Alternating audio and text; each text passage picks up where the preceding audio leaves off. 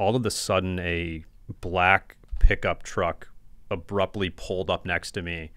Two armed men jumped out of the back seat and instructed me to get inside. And the men in the vehicle accused me of espionage, of being an American spy. Hey, how are you? Welcome to the first episode of the Drop a Pin Show, a podcast where every week we'll be dropping a pin somewhere on the map and diving deep. I'm your host, the Wonton Don. I'm sure you know I'm Barstool Sports foreign correspondent and travel guy. And my co-host over here is Uncle Chaps. He's a former Marine, Purple Heart recipient, and the host of Barstool's Zero Blog 30 military podcast. Now, let's talk about how this podcast came to be. I have always wanted to do some sort of travel podcast, and I have made attempts in the past. You may have seen my Donnie Did episodes. You may have seen the World Still Spinning podcast I did with Steed from Liverpool, who will be a reoccurring guest on this show. But as I produce most of my own videos, it was always way too time consuming to be producing videos and a podcast at the same time. Chaps, however, as of late, he's been producing his own podcast. So when I mentioned that I've been trying to get a travel podcast off the ground for a while, he was like, well, like I would be happy to get involved and I can, handle a lot of the production work. Yeah. Like I've respected what you've done and what you've built for a long time. So when you're saying you're maybe needing somebody, I was happy to do it. The sense of adventure that you have is very admirable. I appreciate that. And I don't think we talk about adventure enough. And I think that's one of the things that I'm excited about on this pod. Like you said, I do the military pod and I get into a lot of super depressing information, yes. Which our first episode is Syria. So we might get some of that today too. Mm-hmm. But I really like the aspect of going into a place and looking at something just for the culture that it is and what it has to offer instead of what are the American riches that we can get from this? Yeah, and I know you were looking for an outlet at Barstool where you could talk about something other than the military. Right. And I was looking for a content outlet that wouldn't involve me traveling. Yeah. As you may know, I'm having a kid in February. So I assume for probably 6 months, I will not be traveling. But this gives me a chance to still talk about what I'm passionate about. Yeah. Without having to leave the confines of the Barstool office. Don't worry. I will get back to travel vlogs at some point, but this is a podcast that I would like to keep going for a long time because the possibilities are really endless. Yeah. Let's talk about some of those, what we're kind of looking into doing. Yeah. So obviously my passions are things that I feel like I could actually podcast about for an extended period of time is like history, culture, travel, food. And the concept of this podcast where each week we choose a different spot on the map to dive into, that allows us to cover all of that. Yeah, I think that the best part about Drop a Pin is, I mean, you could do a Drop a Pin a neighborhood or two away, or you could do it an entire world away. And I think that we're going to cover both of those. Yeah, I obviously have a lot of experience traveling all over the planet. You did a lot of traveling while you were in the Marines. Mm-hmm. So in some of these episodes, we'll be talking about foreign countries that we both have personal experience with, and we'll be sharing personal stories behind the scenes of vlogs that I've already filmed. Some of the episodes we'll be choosing an exotic country none of us have been to, but we're going to do research and try to find guests that have been there and taking a deep dive on those. But then also, if we want to have someone from the company, or say if a guest is coming through the Barstool office who has never left the United States of America, that's perfectly fine. Yep. Because as I've learned from doing the Rediscovering America show, USA is a pretty fascinating place too. Yeah. Yeah. You can find a lot of humor or just a lot of cool facts about Woonsocket, Rhode Island, or Put-in Bay, Ohio. Wheeling, West Virginia. Yeah. So we'll also be having on other Barstool personalities to either talk about their hometown or just talk about a place in the US that they're super passionate about, even if they don't have a passport and have never left the country. Yep. So very excited about that. some of these episodes are going to be like very humorous. Like say if we're talking about Tokyo, we do a deep dive into their red light district. And then some episodes, like our first one, Syria, maybe not as much humor, but it will definitely be a fascinating episode.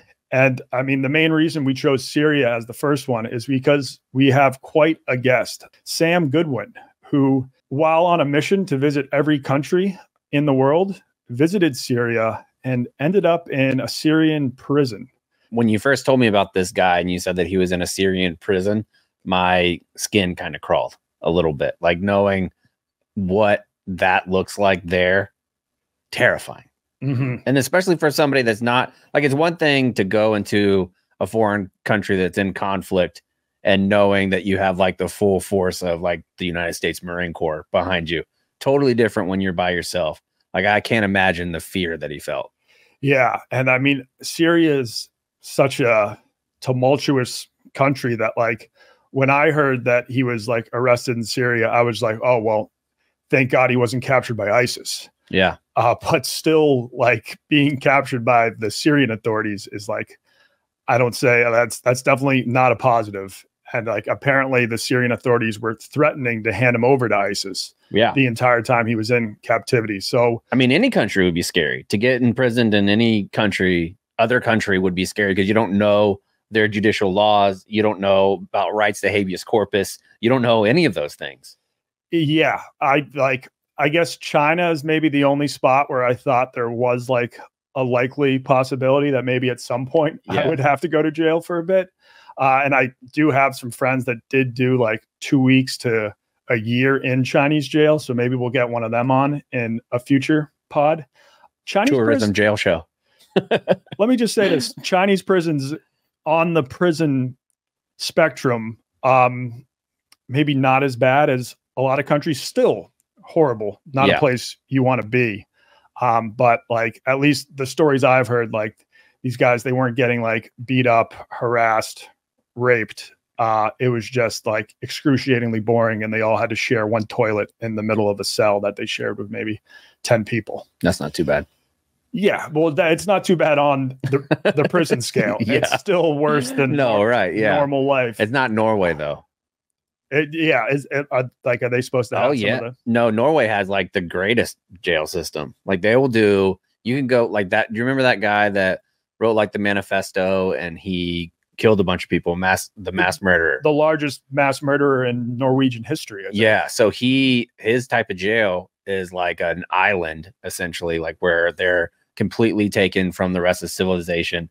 But he has like an apartment he could drive. Like there's like a car. They have real TVs, like a real looking apartment, a full size, like a full size bed, full size everything. Okay. And he just has to stay there. It's like 21 years or something like that is their maximum sentence. And then they get re-looked at to see if they can be released in society. They all say that he won't, but it's like a super cush spot. Maybe that should be a reoccurring segment on the show, is just like we review their prison system. Yeah. I mean, I think that's important when you're traveling, though. You want to know. I mean, because think about the places that you've been that have been dangerous. I'm sure when you were looking at it going like North Korea or Afghanistan, you took a little look-see, see what it could possibly be like. I think that's an important, factor if you're going to some place that's not Paris. Yeah, I mean, that's the main reason I actually have never traveled to North Korea, because they arrested that American guy and then returned him in a coma, and he died like a week later. So yeah, we will be diving into the prisons. Thailand, beautiful country, one of the happiest places on earth. Not a prison system I would like packed in like sardines. Packed in like sardines. Apparently there's a story of a guy, maybe we'll get him on the podcast at some point. He had to kickbox for his freedom. Like he got entered into That's pretty badass though. Yeah, they made a movie about it. Like he got entered into some prison kickboxing tournament, and the guards were like, if you win this whole tournament, we'll let you walk free. See, I think they should do that kind of stuff here. Like I've talked about it before, but I think that if you go to jail and it's not for like a violent crime, like no sexual assaults, no murders or anything like that. But let's say that you sold 10 pounds of marijuana, that you got caught with 10 pounds of marijuana with intent to distribute. If you break out of jail, I think you should be able to be free. Yeah. I think if you get out, you should be free for a non-violent offense. Yeah, and it would be very entertaining. Mm-hmm. Like that would pay for it. If you had like live streams on YouTube of people that were attempting to break out of prison or that they could, I would watch that. Hell yeah. Yeah, maybe they put all non-violent people in a prison and they turn it into a game show. Like Hunger Games. Well, Hunger Games, for freedom. But for freedom. Like, I don't want the prisoners like having to kill each other. Rome. Crabs in a barrel. Yeah. No, it would just be like a reality TV show, a bunch of like people in prison for nonviolent crimes, and they see who can escape first. I do know they have a new like program in California where prisoners work on wildfires. Yeah, that's a great program. Yeah. There's actually, where I live here, there's a Food Network show about it, and I think it was called Felony Franks is what it used to be called. And Frank was a guy who was a restaurant owner that they did like traditional Chicago style restaurant where it was like Italian beefs, hot dogs, and hamburgers. But everybody that worked there was on work release from prison. And so they got like job experience, cooking experience, and all that stuff. But every single person on the staff was a felon. Hey, I'm all about rehabilitating felons. Somebody's got to do it, right? Yeah. So anyways, prison reviews will be a segment. We're going to be experimenting with a bunch of different segments, and then we'll see what sticks. I think at the end of this episode, we're doing our Getting Cultured segment. Maybe we'll change the name, but we'll have some of the less well-traveled people at the office come in, and they can ask us pretty much anything culture-related, travel-related, history-related, and we will do our best to answer it. We also want to hear from the listeners. So say if next week we're doing an episode on Cambodia or say Rome, and you have actually been there and you want to submit a voicemail talking about like your favorite parts of that specific location, or just like a crazy story that you experienced while there. And hey, if the story, or send your own pictures. Yeah. Send in your photos. And I mean, if a fan has a crazy enough story about the location that we're talking about, and like you first give us the elevator pitch, there's a good chance we'll actually have you on the podcast. And can we go ahead and say what we're going to call them, the fans of the show? Pinheads. You're welcome. The Pinheads. You are welcome. Yeah.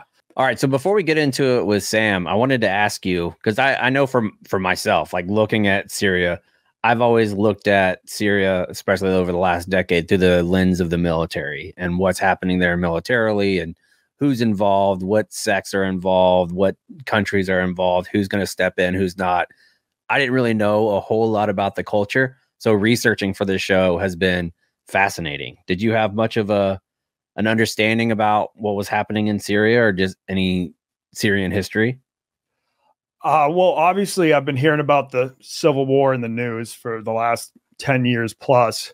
But I went through a period where I was reading a lot of books about the Byzantine Empire, the Roman Empire. So, I mean, I know that like Syria has changed hands between empires for millennia. Yeah. You got like Persians, Greeks, Romans, Byzantines, Muslims, Crusaders.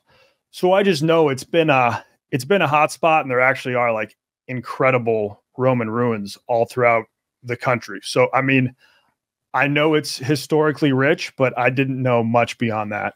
No. Yeah, same. And so I think that's what's going to be really interesting, is unpacking it as a place that's not just war, that had been so much more than war, while always being surrounded by war. Mm-hmm. And other terrible things, like our buddy Sam that we're about to talk to, what he went through. Let's get into it.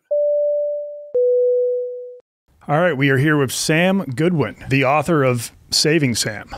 You've been to every country in the world, right? Yeah, so from 2010 to 2020, most of which I spent living and working overseas. I traveled to every country in the world, all 193. And it was during that adventure that you visited Syria. Yeah, so country 181 of 193 was Syria, and this journey, like any worthwhile venture or endeavor in life, wasn't without its challenges, and one of those, perhaps most notably, was in Syria. when you were going to Syria, what was the environment like? Did you realize that there was going to be so much risk going into a place like that? Yeah, so on my entire travel journey, safety was always the top priority, as much as it can be on a journey like that. And there is quite a bit of instability in Syria over the past now 13 years. But one of the most significant things that I had learned through my travels is that places that are and I'm sure you guys can maybe relate to some of this too, but places that are negatively perceived or that Western media tells us we're not supposed to like, these were the same places where I had many of my best experiences and where my perspectives were most meaningfully impacted. So despite everything that was happening in Syria, I was confident that the same was going to be the case. And it was not the case. I went on May 25th, 2019, and just 2 hours after arriving, I was walking through a roundabout on the way to meet up with my guide when all of a sudden a black pickup truck abruptly pulled up next to me. 2 armed men jumped out of the back seat and instructed me to get inside. Thankfully, they weren't violent, but I didn't have a choice. I was scared, confused. I had no information or anyone to help. I was desperately trying to understand what was happening, and the men in the vehicle accused me of espionage, of being an American spy and collaborating with terrorists, and nothing like this had ever happened to me before. And they went on to hold me for 9 weeks in some pretty uncomfortable situations, and on July 26, 2019, thank God, thanks to a long list of people who worked tirelessly, the situation ended peacefully and it was released. And in the wake of that, I've really been reflecting on the situation and trying to pull things out that I think can be helpful to others around resilience and uncertainty and things like that. And I can get into some of the details of what happened, but that's really kind of in a nutshell what happened.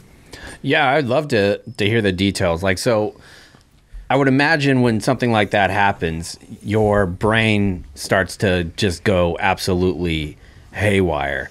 So when you're sitting in the back seat of the vehicle or on the floorboard of the vehicle, wherever you were, what were the first things that were going through your mind?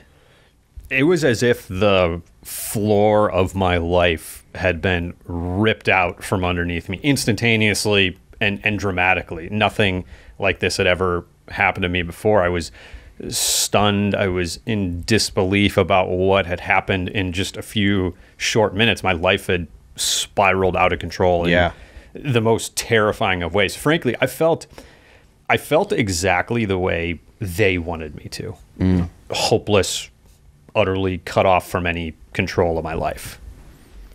And over the course of those 9 weeks, like, you were held in 2 different locations, right? Yeah, exactly. So my time was essentially split. The first month I was held in solitary confinement by myself, and then was moved from there to kind of a more general population type setting with lots of other inmates. And both of those have their pros and cons, different challenges and things that come with it. But essentially my time was split. Yeah, I mean, that first month in solitary confinement, like, that just is so terrifying to me. I guess, did you have a lot of communication with the guards? The only human interaction I had was for a few seconds in the morning and evening when the guards brought bread and boiled potatoes and water. There was a language barrier. I don't speak any Arabic. The guards didn't speak any English. So I was essentially cut off. The most challenging part of the situation was the uncertainty of it all. I sometimes say to people, if I told both of you guys that you were going to go be in a underground prison cell for 27 days and you're going to get bread and boiled potatoes and water, you're going to hear other people being tortured, but you're not going to be physically harmed, and on day 27 you're going to be out, I'm not saying you'd be comfortable, but it's a totally different situation having that finish line, knowing that finish line. Oh, yeah. Right? So normal or average prisoners, for example, they spend their time counting down the days to the end of their sentence, but hostages count up. And that was the difference. It was the uncertainty that became the most challenging. And at that point, like, you have zero communication with your family or anyone back home? Zero communication. In the second month, I managed to smuggle out a little bit of communication, but in that first month, there was nothing. So you get there. How long was the car ride? I'm sure it felt like eternity.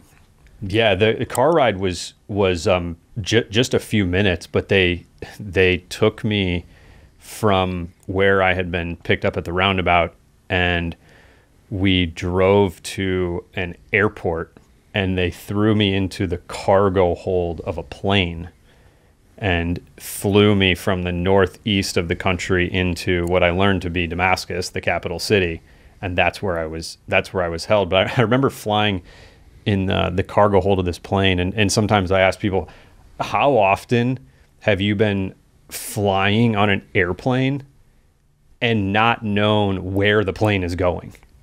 Yeah. That was the situation I found myself in, and this overwhelming cloud of uncertainty was growing all around. And if you haven't ridden in the cargo spot of a plane, it is wildly different from being on the inside. Like it's so much colder, it's so much louder. So you just being taken captive and dealing with not only like the emotional aspect, but there's physical parts of it as well that had to have been overwhelming and almost make your nervous system go even more haywire. It's every type of stimulus that you could possibly have for human emotions. You're exactly right. It's sensory overload, and I was handcuffed on top of that, so I couldn't even move my hands on top of all those things. Yeah. And this was during the Civil War, right? So it was in 2019. Things I would consider the real teeth of the Civil War to be a few years before that. So things were kind of settling down a little bit, but still there was instability. Interestingly, not really where I was. It was relatively calm, but there still was some instability. Okay. Yeah, it still is. I was just going to ask, with so many kind of rival factions in Syria, like, were you sure that you had been apprehended, like, by the official, like, Assad government forces, or did you think, like, maybe this was one of the rebel groups, or it could have been ISIS? Like, did you just not really know who these people were? All of those things were running through my head. Exactly. There's the regime, there's the Kurds, there's ISIS, there are other rebels, there are a range of groups. It's like this Star Wars checkerboard of people controlling the area, and I wasn't sure. I didn't know who was doing this. I thought it was just one big misunderstanding was going to be sorted out in a couple hours, and that proved to not be the case. When was the first time that you had communication where you knew what the people were either holding you for or what they thought you were there for? Did you have any State Department representation at the beginning, and when did that come about? I never had any engagement with anyone from the State Department or U.S. government. The diplomatic ties between the U.S. and Syria were cut off at the beginning of the conflict, not too long after the Arab Spring reached Syria. And so there's no diplomatic ties, so no diplomatic representation. So I didn't have any of that. But about 2 weeks into that second month, I'll never forget, one of the inmates, he came to me and he told me that he could get some communication out of he could smuggle out a note. And he told me that the next day was visitor day at the prison, and he had a friend coming, and he told me that he was going to give his friend dirty laundry in exchange for clean laundry, and he could take a note and smuggle it in his dirty laundry and send it out. So I took this note, took a piece of paper, wrote a quick note to my dad, put his phone number on there, wrote where I was, and then I gave it to him, and I never heard anything, but I found out later after I was released that note had actually navigated a game of geopolitical telephone and made it to my father in St. Louis, and served as the first time I managed to communicate that I was alive. And these men truly risked their life to help save mine, and were like this remarkable display of humanity. And frankly, around that same time, I'll never forget, I was talking to one of the other inmates, and I said, hey, everybody here is being so nice to me. It was kind of hard to know what to expect in a situation like this. And I'll never forget, he said, Sam, in Syria, all the good people are here in prison because all the bad people are outside putting us in here. And it was like this sobering comment to hear. And also terrifying. Like you're looking at it now, like with hindsight bias, but that amount of time that it takes you, did they call it a kite too? Did they call it a kite in Syria? Like getting a letter out of prison? Have you ever heard that term? They didn't call it that. Okay, in the American prison system, it's called a kite. Like whenever you're communicating outside of the normal prison communication system. So you're putting that kite out. I imagine that takes a long time to reach. You don't have any, it's not like you're getting a read receipt like on your iPhone or anything. You're just sitting there. Essentially, there's no habeas corpus. There's no due process. So you don't know what's coming about. How did that affect your mental state in the first week that you were in captivity? In the first week, it was overwhelming. It was like it was a total shock. As I mentioned, it was like as if the floor of my life had been ripped out from underneath me. There's this journalist named Hunter Thompson. He wrote this quote that said, "The edge. There's no honest way to explain it because the only people who really know where it is are the ones who have gone over." Mm-hmm. And in that moment, I felt like I had gone over the edge. And like, how early in did they start accusing you of being a CIA spy? It was it started right away, but it really became more apparent a couple weeks in. On day 23 and 24, I was taken out of my cell and taken into a room. I was handcuffed and blindfolded. And a man from across the room started talking to me in perfect English. And I hadn't talked to anyone in weeks. And this is what I would probably consider to be like a official or formal interrogation.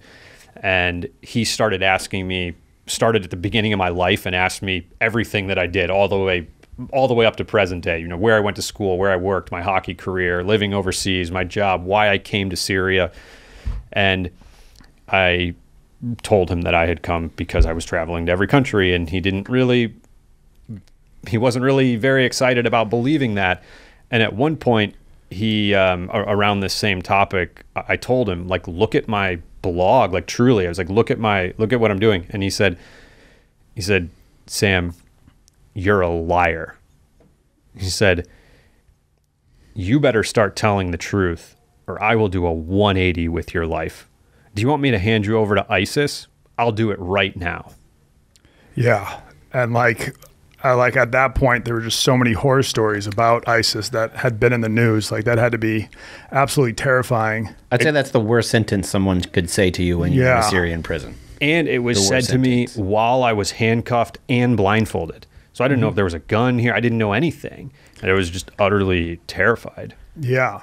I think actually those like horror stories about ISIS, because I also like to travel off the beaten path into countries like people normally don't go to. But like once those stories started coming out of just people being randomly apprehended in that area, sort of around the Turkish, Syria, Iraq border, I was like, okay, that's definitely going to be like a no-go for a while. I think one thing I'll quickly say on that is like, it's one of the challenges that I think I have with this story a little bit is the way that I portray the country of Syria and the people, because truly on my journey, I feel fortunate. I've been to every country in the world. Some of the best hospitality I've experienced anywhere in the world, and maybe you guys can relate to this, has been truly across the Middle East. Yes. Across the Middle East. 1000%. The entire region. And so I know I'm confident that if I wouldn't have had this experience, if I wouldn't have had this misunderstanding, I would have had a fantastic experience in Syria with the people as I did everywhere else. And so it's again, I'm sure you guys can relate to this, but the overwhelming majority of people in the world are in my experience, are well-intentioned, proud of their country, happy to help others. There's often just a small subset of people who give a much larger group a bad rep. And there are also authoritarian regimes and they disagree on things, but underneath that, there's people. Just like all of us. 100%. We're all fundamentally never the same. people that are the bad, it's the leadership. It's the leadership. And that's one of the challenges here. I had the experience that I had and I talk about it, but aside from this, there are fantastic people there. Truly some of the best people that I've come across in the world. And so it's a bit of a paradox there with with my story. Yeah, because it's tough. You were like apprehended, you said, only a few hours after arriving in Syria? Yeah, just about 2 hours. So when he's questioning you and you're getting that question that he doesn't believe you and he's going to hold over to ISIS, do you almost feel like you had to be like an attorney for yourself where you're trying to make the argument that they're going to believe the most? Or were you strictly going, I just got to say everything that's true here? Yes, yeah, a combination of all this. You're exactly right. All these things were going through my head. Like I'm not a lawyer. I don't view the world through a legal lens. I don't know how this works, but I maybe need to try. I was never given, a lawyer or in this situation, he spoke English, but in other situations, I was never given a translator. I didn't understand anything that was happening. So I was trying to channel those things, but I wasn't really able to. Did I read at one point, like you were able to talk to someone in prison that talked to someone outside of prison who sent like your sister a message on Instagram?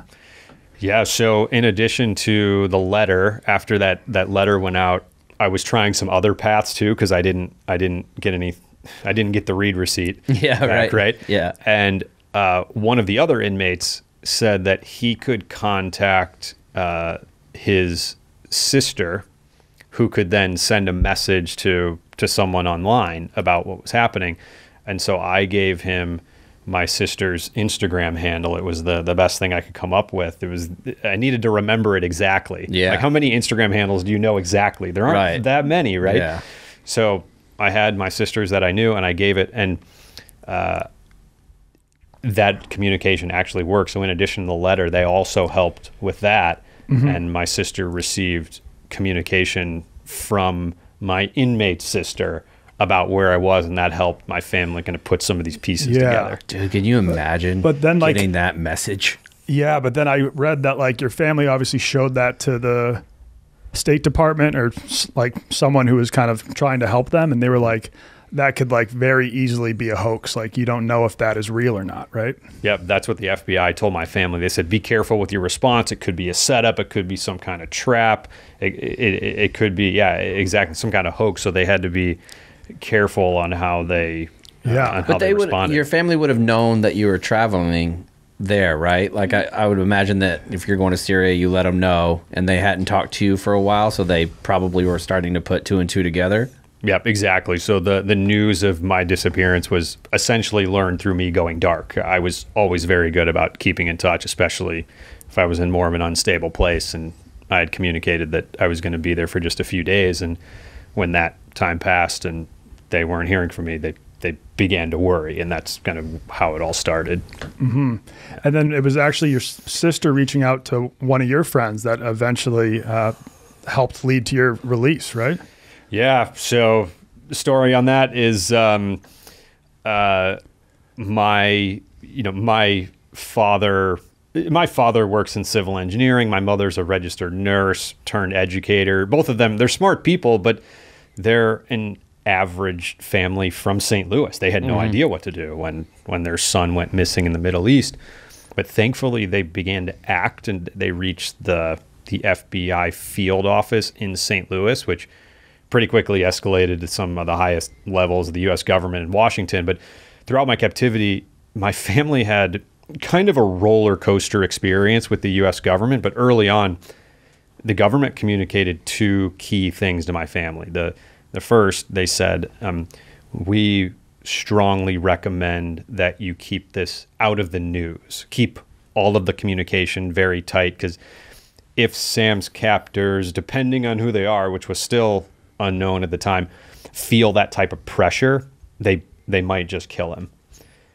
Then the second thing they said was, you should really manage your expectations. We have no diplomatic or economic ties with Syria. There may not be a whole lot we can do here to help.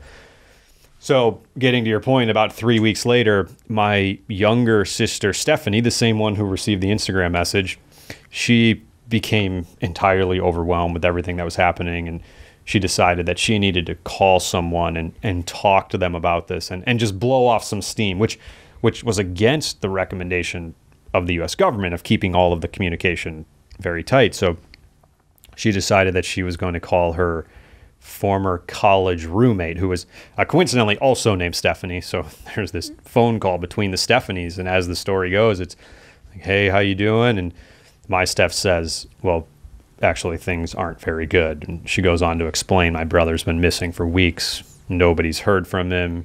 We're working with all of these agencies and officials. Nobody's been able to help. We're really scared.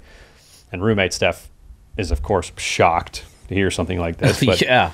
But she says all the right things, offers her full support. And at the end of the call, as the story goes, roommate Steph says, hey, if there's anything I can do, just let me know. And my Steph responded almost jokingly or sarcastically. She said, unless you know someone who knows Assad, the Syrian president, like, please just pray. And roommate Steph said, kind of a light bulb went off. She said, wait, let me call you back.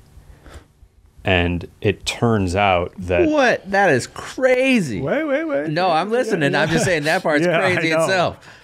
It turns out that roommate Steph is Lebanese, and her uncle is good friends with General Abbas Ibrahim. He's the man who heads Lebanon's internal security, kind of like the equivalent of perhaps the CIA or FBI here in the U.S.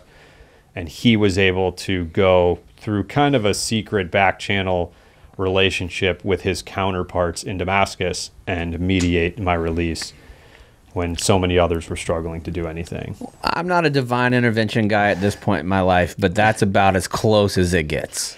That's about as close as it gets. There's only one explanation for me that makes any sense. I do view the world often through a spiritual lens and view this that way. I mean, this is a situation where the FBI, the CIA, the White House, the Pentagon, Pope Francis was involved, Russians, Middle East NGOs, private sector security companies were all struggling to be effective. But my sister's college roommate could identify a path to get an American hostage released from captivity in the Middle East. Wow. And so when you were transferred, so you were in solitary confinement and then you were transferred to a prison where you were around other inmates. You did say that was probably a relief at first, the fact that you could at least talk to other humans. And I was reading that you taught them how to play knockout on the basketball courts and things like that. So, I mean, but obviously you're still terrified, but did things improve when you moved to the second prison? It was unquestionably an upgrade. It still had its own challenges. Being with other people, there's all kinds of different personalities and there's no privacy and things like that. Unquestionably an upgrade. We would cook and share food together. As you mentioned, there was a prison basketball court, and I did teach several of them how to play knockout, and they helped smuggle out the note. And so these men, they truly reinforced some of the most, I would say, significant things that I had learned through my travels, and I'm sure you guys can relate. For example, never judge people by the actions of their government. Oh, no. Yep. I've learned that people who have the least often give the most. Yes. Something I've found to be true in all corners of the world. Mm-hmm. I've learned that every person's why is the same. We all eat, sleep, breathe, want to be happy, you're chasing some kind of goal. It's only the how that changes. Yeah. And these men reinforced all of these things and were this remarkable display of humanity. So when your sister gets a hold of them and the crazy connection, how does that connection start to play out to you? Do you get notification in advance, or does everything come down at one time, or are you getting trickled in information? So I wasn't receiving any information on the inside, but one of the most memorable things for me when I was released was taking these two sort of calendars, so to speak, what happened to me on the inside and what my family and others were doing on the outside, and kind of put them on top of each other and see. And so it turns out that when my sisters connected with the Lebanese, it was just 2 days later when my interrogation started in solitary. So reading between the lines and kind of making some analysis, I think that when the Lebanese intervened, the Syrians decided to then start to talk to me. Because they had to think it was crazy too, right? Like for them to get a random American off the street who they suspect might be working for the government, and then having somebody from the high levels of the Lebanese government being like, hey, this random dude that we haven't notified, because they didn't make any notifications, I would imagine, either, that they had somebody, and then they're getting calls from somebody that high level that you're there. You're exactly right. One of the big things that was confusing, from what I understand, for the Syrians was everybody saying that this Sam Goodwin guy is a nobody, but why do all these people? Why does the Lebanese security want this guy? I got to tell you, Sam, I'm in charge of that prison. You're still there, brother. Like, I'm not believing that. I'm glad you're not. Yeah, no, I'm not believing that for a second. Right. It's crazy.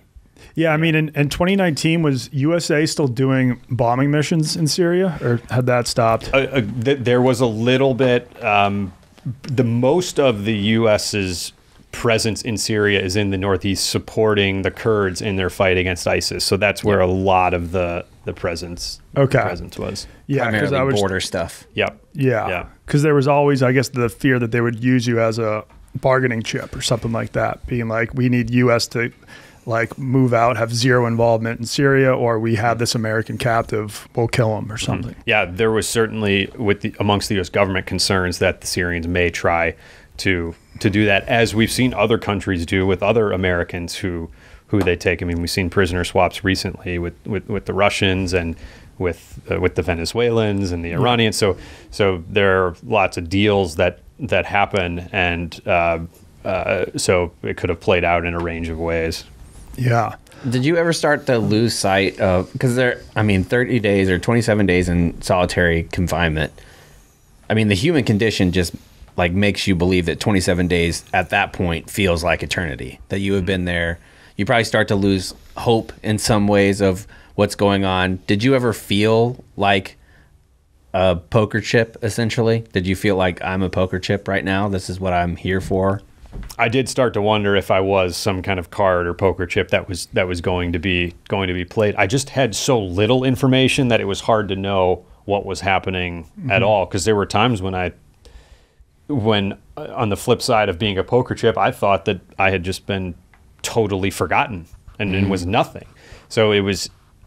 I did have that thought, but I just had so little information that I couldn't confirm anything. And that feeling probably fluctuated minute by minute, hour by hour. Exactly. It was a roller coaster. And I did all kinds of things in that cell to pass time and stay emotionally and psychologically in tune. I would pretend the cell was full of people and tell stories. I would remember hockey games that I played in my life from start to finish. I would think about travel stories. I spent a lot of time exercising, doing push-ups and sit-ups and core exercises. I spent time praying. I spent time kind of savoring my food and eating it as slowly as I could.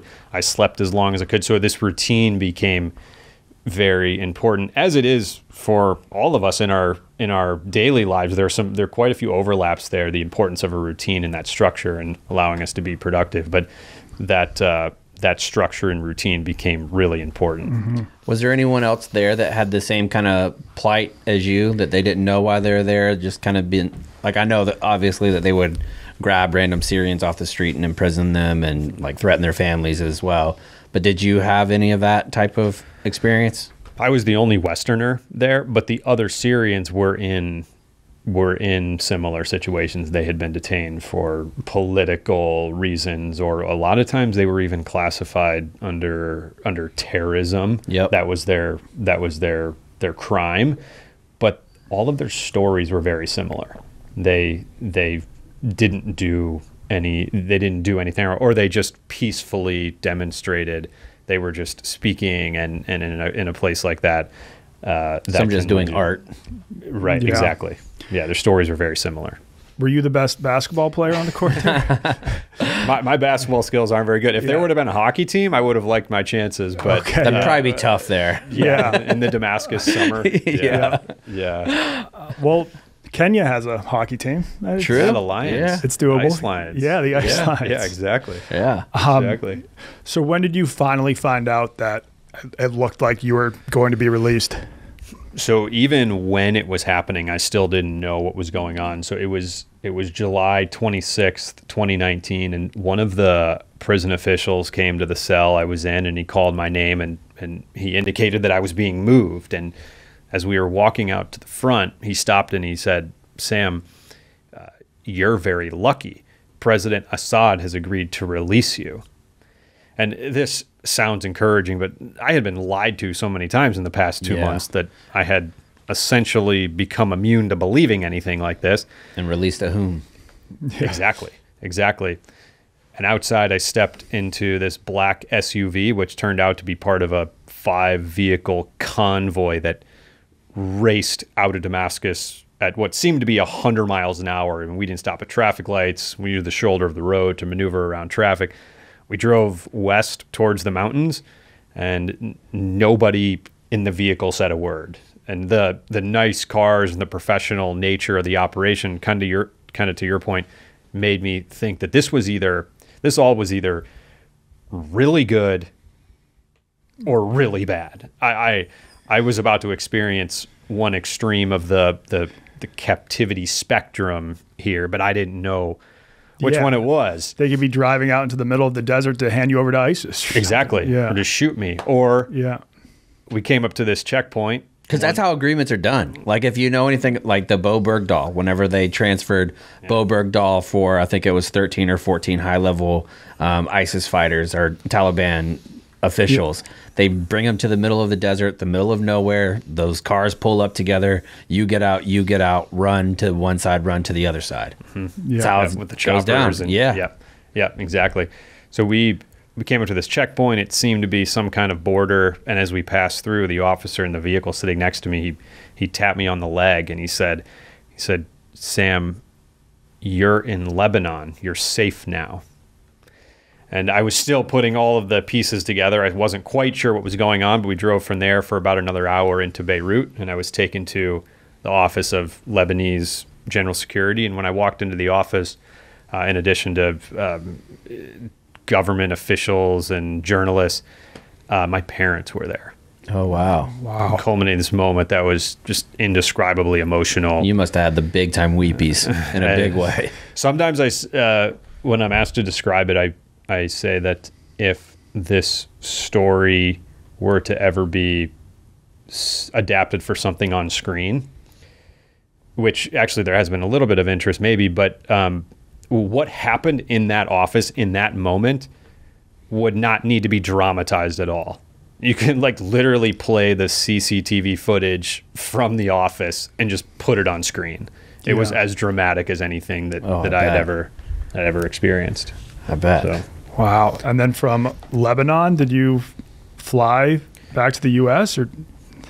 Also, before that was Lebanon, did it get the check for countries visited too? At that point, was that 174 at the time? So when it's a great question. When we came over the border from Syria, there were a lot of things on my mind. I was worried about my health, what was happening, my family, everything. I will admit, there was a quick thought. It was low on the priority list. Okay? It was low on the priority list, but it was actually that, gosh, I'm not even getting a new country here. I had already been to Lebanon. Yeah. Okay. About 9 months earlier. So I did actually have that. That's awesome. Thought. Yeah. So what? The process. So you didn't have any idea. There was no inclination that you were going to be released or transferred until that moment, until they actually did it. When did your parents find out that they had secured your release, that your release was secured? Yep. So of course I found out about all this afterwards, but they found out just the day before.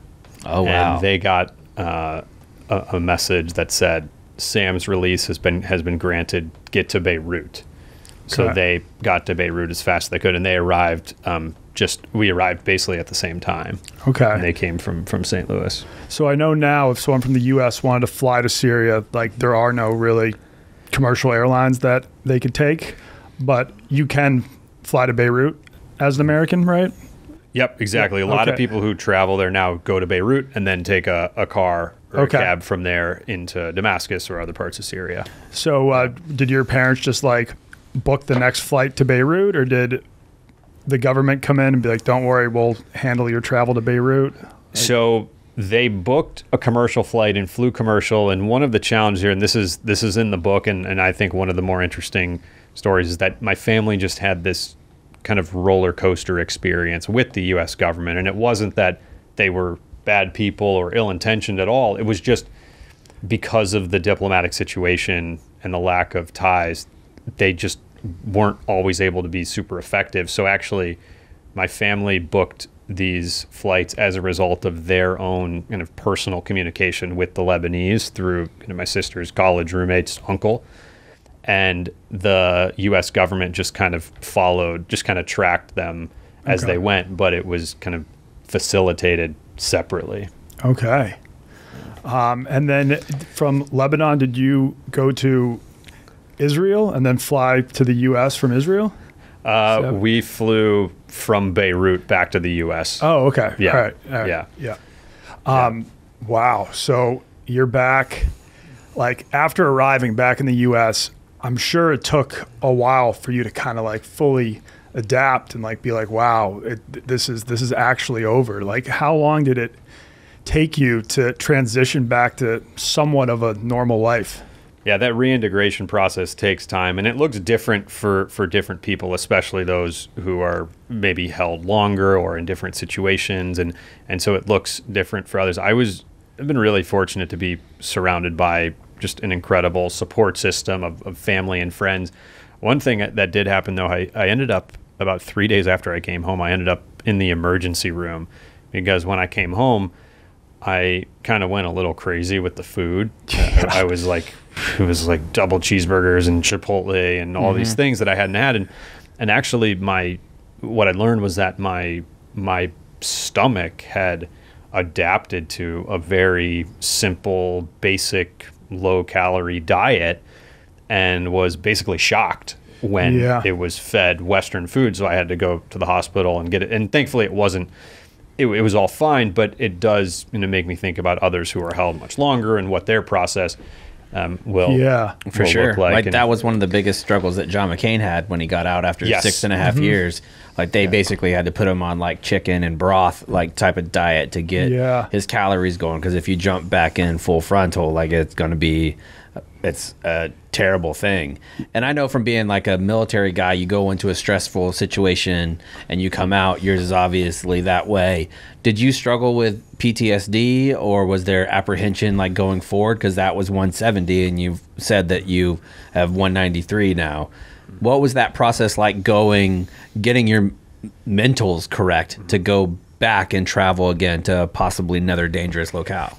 Yeah, so when I came home, and still occasionally today, I'll have these, I'm grateful to say, just mild episodes of PTSD if I'm going to sleep at night, if I put myself back into one of these situations, particularly these, what I would call like forks in the road during my captivity, where I felt like things could go in one of two ways. And, I went this way. And sometimes if I psychologically put myself back at that fork, I think, oh, what if it would have gone this way? And so thankfully I've been able to address those, and I feel healthy, but it did take a little bit of time. And then when I came home, I became very committed after several months of context and putting things into reflecting, putting things into context. I became very committed, kind of what you were saying, to not letting what happened here conquer me. Yes. And one of the most significant things I did to address that was to continue what I had been pursuing beforehand. And so it took me a few months, but I had 12 countries remaining. And on December 31st, 2019, at the end of the year, I made one last trip, and that trip was to Brazil, which was my last country. And I'm surprised that was the last one. I would have thought it'd been like a more uncommon one. Yeah, I wanted to save one where I could have some friends and family come and be there. But it joined a group of, at the time, only about 100 people in history who have ever gone to every country. Wow. Yeah, let's rewind a little bit and on a more like lighthearted note, what initially set you on the path of like, oh, you know what? I think I could go to every country in the world. Yeah, it all happened very organically. I had the opportunity to go to Singapore, and I planned to only be there for about 3 months, but I ended up staying for 6 years. And you can relate a little bit to how some of those things can happen. But throughout that time, I traveled as much as I could. It was in the heart of Southeast Asia. I had the world's best airport in my backyard. Beautiful airport. Beautiful airport, and getting more beautiful. Seems like by the month they're always adding things. But just a personal preference. I didn't like to repeat places. So even if I went somewhere and had a fantastic experience, the next weekend or holiday, I would just go somewhere different. And I put that formula into play for about 6 years. And in early 2018, I realized that I had traveled to about 120 countries. Okay. And I remember at that point thinking like, well, how many are there? Yeah. 'Cause I always traveled because it was fun and I enjoyed it, but most importantly, I learned from it. Travel was the best education I'd ever had. Without it was a doubt, yeah. Originally never about ticking boxes or checking places off a list, but I got to this point and learned that there are 193 fully recognized UN sovereign states. And I thought, well, like maybe I could go to all of them. And the competitive athlete in me kicked in and like to set goals and achieve them. And at that point, my style of travel changed a little bit, but that was how it all kind of happened, like very, very organically. Okay. I guess besides Syria, like what was the hardest country to get to? Or what was was probably the most difficult to travel in once you got there? Yeah, as an American, we can go to a lot of places visa free, but that entry permission and all of these logistics were a big part of the journey. We were talking before this about Turkmenistan, which is can be a challenging place, and I think they only allow like 10,000 foreigners visit a year, something like that, and then obviously like COVID threw a wrench into all of that, but yeah, something like that. So that's kind of a tough place. But for me, Libya was somewhat tricky. Venezuela, I would say those come to mind. And then overall, just the visas in Africa are just tricky because there's a lot of bureaucracy, a lot of essentially. So. And like we might have to have you back on because this could be a full podcast episode. But you coached hockey in North Korea, which is wild. There was a time when I was planning on going to North Korea, but then it was right before the Otto Warmbier situation. And so after that happened, I knew that if I went to North Korea and then my family finds out, my girlfriend finds out, they would just be furious at me, being like, they just killed this American and you're like traveling there, risking your life. And I was also just pissed at North Korea that they would do that to someone. It sounded like a similar situation to you where they were accusing him of being a CIA spy when he was just like a UVA frat kid who had signed up for a trip, probably because he's like, I think he was in China, and like from China, they do trips to North Korea. Mm-hmm.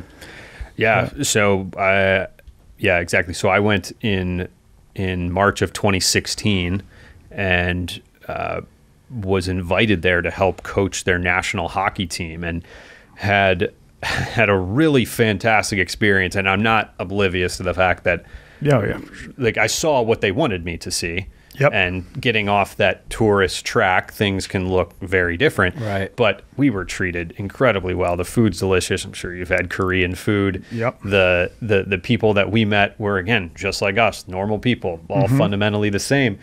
And it was also very memorable to use hockey, to use a game, to build a cultural bridge with these other people. And so when we played together, we didn't care about political differences or demarcation lines or nuclear weapons. We just bonded over this game of hockey, and it was this incredible, again, demonstration of humanity. And so I had a fantastic experience there, and can talk all about those details.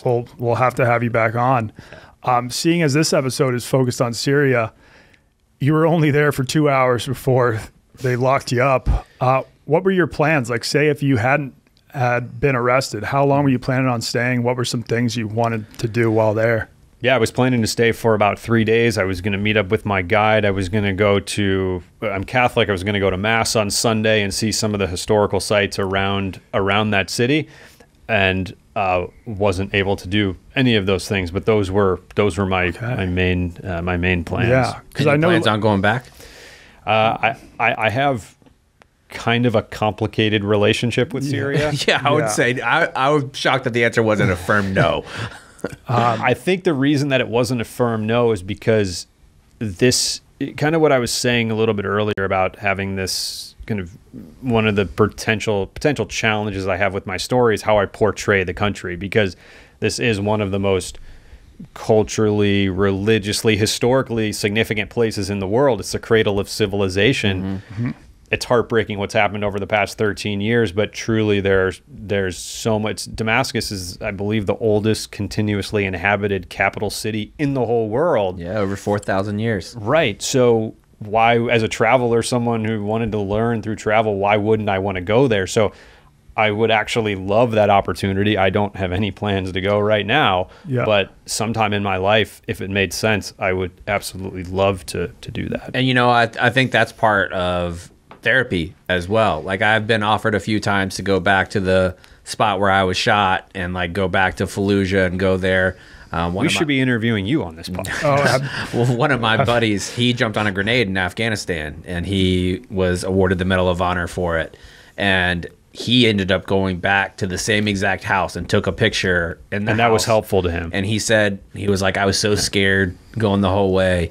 He was like, but the last time that I left on a helicopter with my brain hanging out. And this time I left on my own 2 feet. And he was like, I was in control of everything. There's another dude that won a Super Bowl for the Steelers. That same thing happened to him, got shot in Vietnam and went back.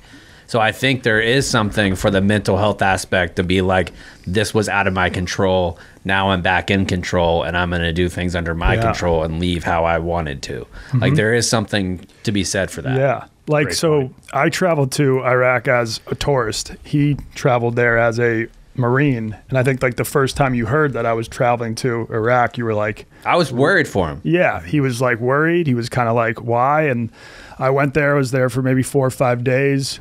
The people were incredibly friendly. I was in Baghdad, and then I went down to the marshes of Mesopotamia, like incredible. 5 hours south. I bet you had a great trip. Yeah, I had a wonderful trip. I watched this video, and I was like, that was very different from my experience. Yeah, but then I'm sure after hearing about my experience, that made you more open to like, you know what, maybe I should go back there at some point. Yeah, like I had the opportunity, and I think I might. If it came up again, I don't think I was ready at that time to go back. Because that was probably 5-6 years ago at this point, right? I don't think I was ready then. I would consider it now. But I think a beautiful part about seeing like your story and what's happening in Syria and the people that you met and that helped you along the way, that is the essence of humanity to me. Like I cringe when people say we were at war with Iraq. No, we weren't. We were at war with Al-Qaeda and we were at war with Saddam Hussein. There's a vast difference between that and being at war with the people who sit around a fire making bread and sharing rice that you're eating together, like, and eating their food, and they have nothing and they want to give you some of their nothing.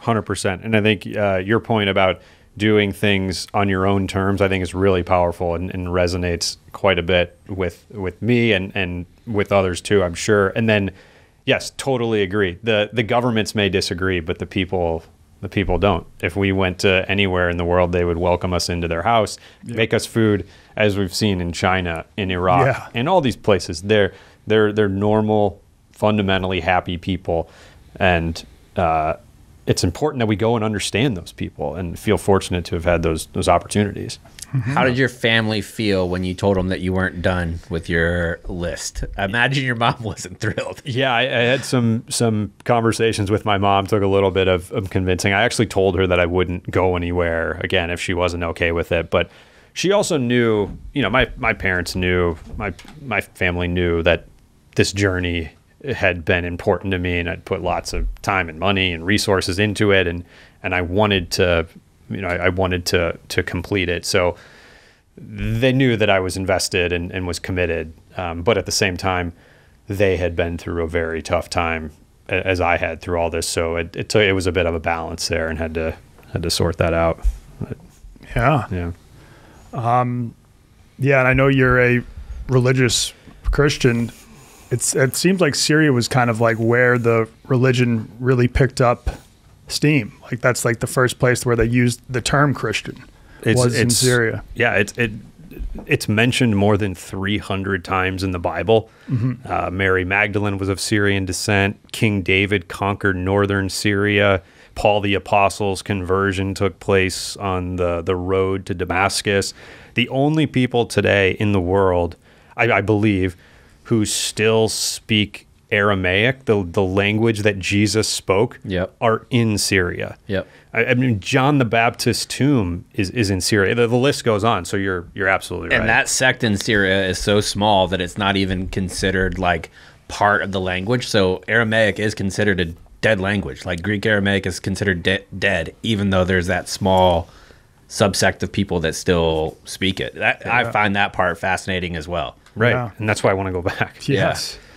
What was the best meal you had in prison? Okay, so there is this Pop-Tarts. No Pop-Tarts, no Omaha steaks, no. There is this Middle East. Maybe there's this Middle Eastern dessert called halawa, and it looks and almost feels like concrete, but it's very sugary, and it was delicious. So occasionally, I would get my hands on some halawa. I'm going to write that down because we're going to try to get some of the food from the different places that we talk about. We got to get that. That's the best thing. If they serve it at the one Syrian restaurant in Chicago. I guess like Chicago apparently has the best Syrian restaurant. We were looking at it. Yeah, there's a spot here that's supposed to have the best Syrian food, and it looks pretty authentic on the inside. And probably, the reviews are great. Which sometimes I feel like if you're going for a smaller culture food, that if the reviews are great, it might be a red flag. Like I don't know how you guys feel, but I heard that the best Chinese restaurants typically will have about 3.2 to 3.3 stars is where the best one, because like the people that are from China going to the Chinese food there, they might not like it as much. But if you have a 3.3, that's a great spot to be for like ethnic food. So what's this one rated? We got to find out. It's 4.7, which makes me nervous. Okay. Well, there's like a million Chinese places, but there's only one Syrian place. True. And it did look great. The food looked great. I'll pull it up whenever we're done. I'll show it to you. Yeah. I'm sure they have the shawarma and the falafel. Oh, yeah. Probably the halawa. The kibbeh. I guess that's like Syria's national dish. I don't know if I pronounced it right. Okay. I've had it in, I've also had it in Turkey. It's like those little football shaped ground lamb, like pita bread. It's like kebabs. It's usually ground lamb, and then they're shaped into like what look like footballs. Okay. Sometimes fried or baked. Yeah, I don't know, but typically they'll be deep fried, and they have like cumin spices, like pretty traditional. Yeah. Well, I'm glad we're talking about this, because one thing that I would want to mention, and I've kind of said this, is like, if this is going to be the Syria episode of the podcast, like obviously I had a challenging time there, but there's so many good things happening there too. And I'm glad that we can talk about the people and the food and those opportunities. And the people in Syria need a lot of prayers. I hope that meaningful progress is in the future, but it's like so many things, there's just so many shades of gray, and here we are. It's been tough. And we've talked about that we don't want any of the episodes to be like shitting on a culture at all. Like we want it to be the appreciation. Like Bashar al-Assad is obviously a bad guy. Like, but the people that live in Syria are not. Exactly. Like that shouldn't be that hard of a concept to grasp. Right, exactly. And unfortunately that structure exists in other places too. But there's there's so much positivity in a place like Syria. There's also been so much positivity that's come from my experience as well. It was uncomfortable and it was a challenge, but there's been so much good that's come from it. And I mean, I wouldn't be here today with you guys, most likely, without this. So it's yeah, we wouldn't have you on if you did 192. Hey, it wasn't every country in the world except one, right? Yeah, that's not what it was. Yeah, So, yeah. And now you do speaking arrangements full time, right? Yeah, so I run my own speaking business. I speak about my travel journey and about my captivity, and talk primarily on uncertainty. Essentially, I was pushed to a point of overwhelming uncertainty, truly life or death. But through that, I learned some things. As I was kind of saying, I learned some things that have helped me, and some things that I think can help all of us when we're facing uncertainty in our own personal and professional lives. So my presentations are narrative driven and include the dramatic elements of my stories, but also weave in and conclude with key principles that I think we can all implement into our lives. I mean, essentially, I don't want to be known for the things that happen to me. I want to be known for the way I've responded to them. Dude. And yes. And I hope the readers of this book, or people who hear me speak, can adopt a similar mindset and implement it into their own life. And going through something traumatic, it can shift your worldview and how you look at yourself, how you look at others. Can you like place a specific spot that your worldview changed based on what happened to you? One of the things that I think about with that question is just the way that I view challenges today, just daily challenges or obstacles. I find myself taking a step back and putting things into perspective, and using this low point to put things into perspective, develop a level head, and then make a path forward, make a decision. And essentially, rock bottom taught me things that a mountaintop never could. And I think that when we're at our lowest point, we have the best chance for a huge breakthrough. Man, well said. Very well said. And I think by the time this podcast comes out, the book will be out.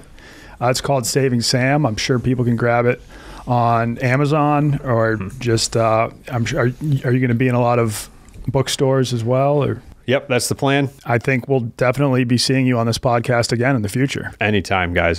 This was great. Awesome. Well, thank you so much, Sam. My pleasure. Once again, huge shout out to Sam for coming on the show. What a guy that dude was. I mean, I was excited about talking to him. Bravery, man. Like, that's bravery. Yeah.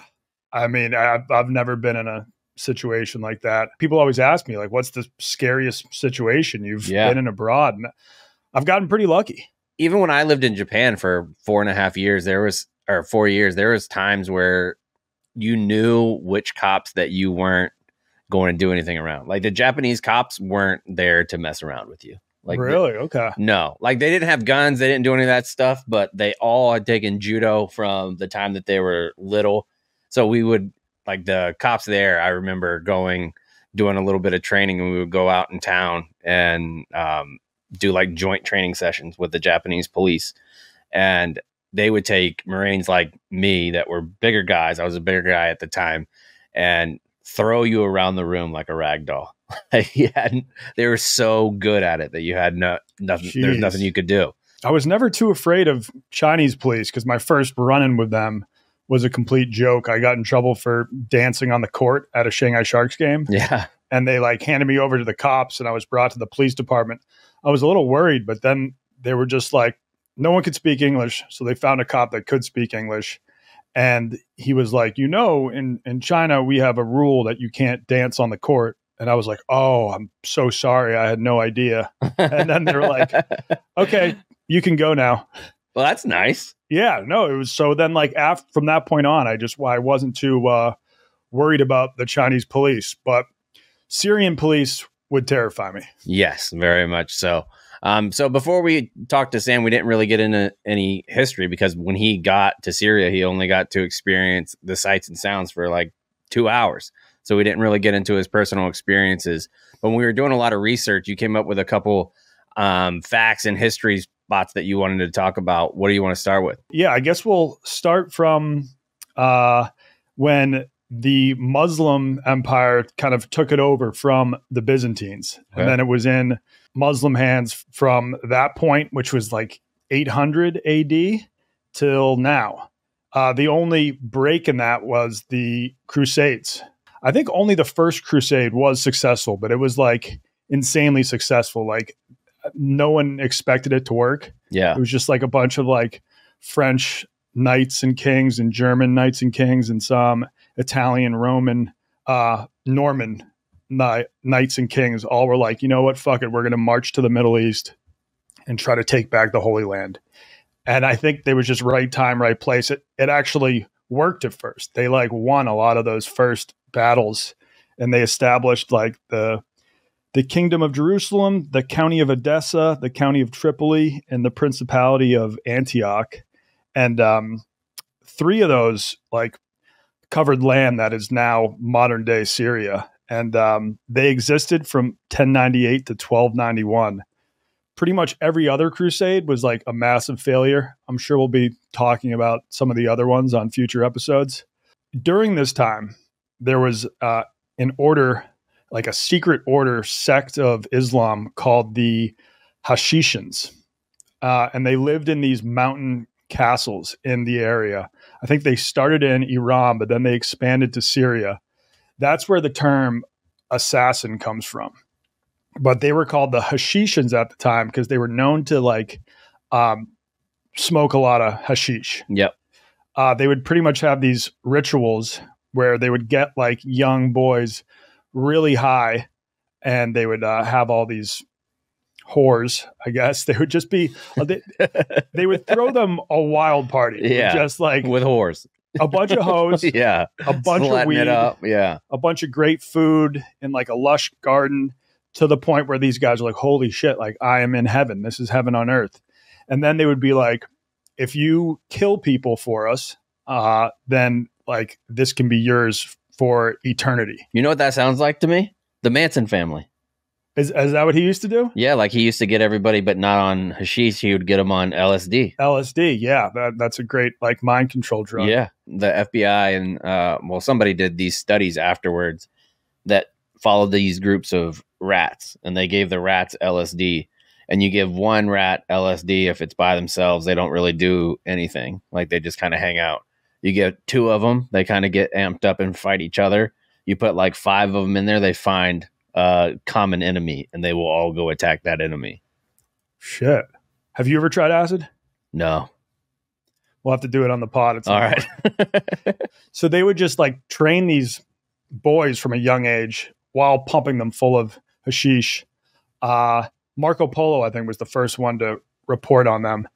Train them from a young age, and then eventually like give them a poison dagger, and just either through disguises, they were kind of like a secret service, a spy of sorts, and they would just get in, they would infiltrate the enemy, and when the time was right, stab them. I mean, 18, 19-year-old dude, that seems like a pretty ideal job. Mm-hmm. You go in, you get some hoes, you get some drugs, and you do a little killing. Yes. I mean, yeah, that's pretty ideal. The Crusader states eventually got eradicated one by one. I know like one of the most famous Crusader castle in Syria, it was taken back over by the Muslims just because they forged a letter and made it seem like it came from their commander. They were like, oh, the dude in charge in Jerusalem says that we should give up the siege and just surrender. So that's what they did. How much do you think that happened historically? Because there's all kinds of stories about a letter being passed with this official seal. I feel like you could make up anything. And it's going to, even if they didn't believe them, take what, weeks for them to get back and to get confirmation? Yeah. And maybe they just wanted to believe because they were like, we've been under siege for a while. Like, we don't have any food. Yeah. Like, no, this is fine. Yeah. I don't believe you, but this is okay. Come on in. I'm done with this. At least now we have an out. Like now, like you look at wars now, they're just so drastically different. Like these people marching in, like doing the Crusades, marching across, taking months long. Like your family doesn't know where you are. Like the lifestyle back then is just so wildly different. It's hard to even comprehend like how that happens. Yeah. Like just one day deciding that you're going to march from Europe to the Middle East. Right. Like, and that's a lot of those people weren't on horseback. A lot of those people just like walked the whole time. And it's not like they started off super fat and had like a lot of excess calories. Mm-hmm. Like you're talking about a forced march for that long. Yeah. With that many people, with no toilet situations, no sanitary situations, no antibacterial soap, like the things that you're going through to get there, the amount of people that they must have lost in transit. Oh, yeah.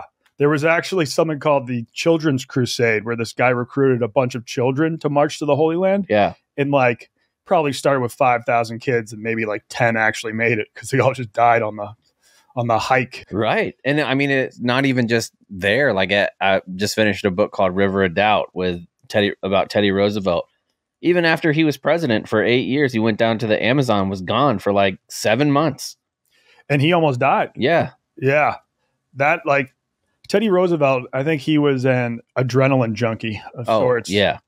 And that's the only way he didn't die when he was little, because he had such bad asthma.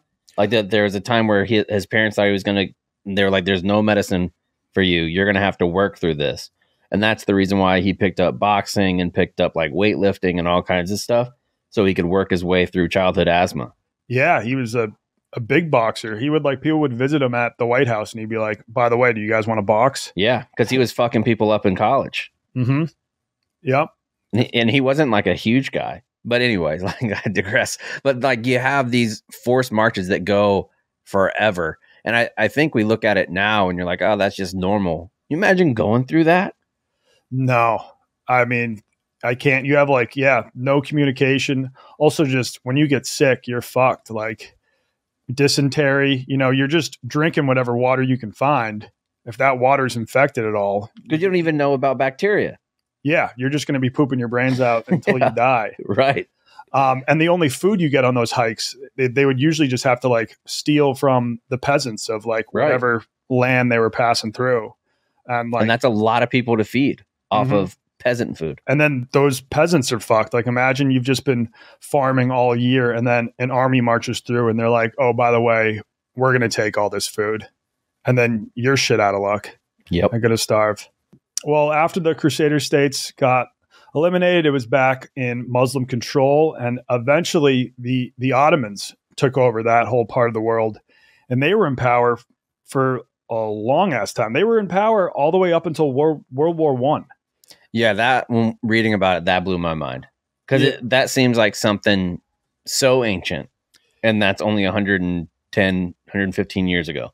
Yeah, the Ottoman Empire lasted from 1299 to 1922. That's just... Same year my house was built. For a while, they were just dominant. They controlled large chunks of Europe, all of the Middle East, Iraq. I don't know if they controlled Afghanistan. You know Iraq is a made-up name? I did know that, yes. Isn't that crazy? I had no idea. We'll get to that. I mean, the entire modern day Middle East is kind of it was just made up by the UK and France. And it came down to during World War I, England and France had this agreement called the Sykes-Picot Agreement.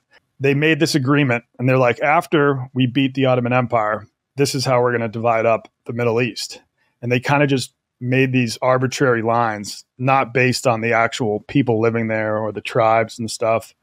And the Levant, where Israel and Palestine are now, and Iraq, that's going to all fall under the British sphere. And then Syria, Lebanon, that's going to be the French sphere. So after World War I, France came in and they kind of controlled what is now Syria.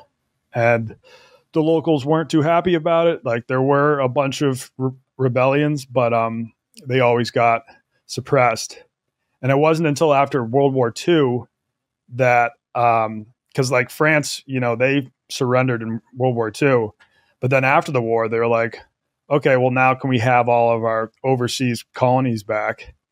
And I think they did get them back. But then like the people living there were like, I mean, you didn't win World War II. Right. So it's like, I don't know. No takebacks, bitch. Yeah. And so there was like a lot more revolts after World War II. And that's when Syria was finally able to gain its independence. Yep. And then we helped out a little bit with the Eisenhower Doctrine And like, actually, you guys aren't going to be in charge of anything anymore. Is that what the Eisenhower Doctrine was like? That was when, because so France and England had all these overseas colonies, and then they were like, all right, from now on, the people living can actually choose. Do you want to be controlled by like France and England, or if you want to govern yourselves, you should be allowed to? Well, the Eisenhower Doctrine was basically nothing happens outside the purview of the United States. Like, that was going to happen in that area, since we were the ones that, because everybody was terrified around the globe of the United States because we actually dropped the atomic bombs. Oh, yeah. So basically they were like, these motherfuckers are wild as hell. And England and France were getting into it a little bit about what was going to happen in Iraq and Iran, how they were going to do it. And then the Eisenhower Doctrine was basically like, you're going to do it how we say. Yeah, because for a while after World War II, America was literally the only country on Earth that had nuclear weapons. Yeah. So, and had used them in devastating fashion. So nobody was wanting to trifle with us. I don't blame them. I don't either. Yeah. But then even after Syria gained its independence, the USA continued to get involved because I don't think they liked the leader that they elected at first. And so like the CIA came in and launched a coup against the democratically elected leader in Syria. Because it was going pretty well. Like, it was going a little too well. Yeah, it was going a little too well. And they were like, no, we need chaos because we can capitalize on the chaos. So I think they helped overthrow the first Syrian president, and Syria has pretty much just been like pretty chaotic ever since. Yeah, I think he was only in charge there for like 4 or 5 years, that original democracy that they had. And then it went through 3 or 4 different regimes that were all couped until Bashar al-Assad's dad took over. Yes. So Assad is the one who is in control now. His dad, I think his dad helped stabilize the country for pretty much the first time since World War II. Yeah. But he ruled the country with an iron fist. Yep. And then when he died, his eldest son was supposed to take over, but was killed in a car crash. And so he said, next man up, and chose his younger son, who at the time was an eye doctor in Europe. Yeah, he's going through school to be an ophthalmologist, not just like a vision center guy, like a surgeon. Like, he was going to be the surgeon kind of eye doctor, which gave the Syrian people kind of a lot of hope at the time, because they, like you said, the original Assad, with the iron fist, he was so cruel to a lot of the people there that they thought, well, this guy's a doctor. He's probably more kind. He listens to people. He's going to have some bedside manner. And he's basically one and the same, if not worse. Yeah. He was living in Europe at the time. He was married to a hot British chick who was the vice president at Goldman Sachs. Yeah. Married to a hot Goldman Sachs VP. You know who else did Syrian that? British lady. Ted Cruz.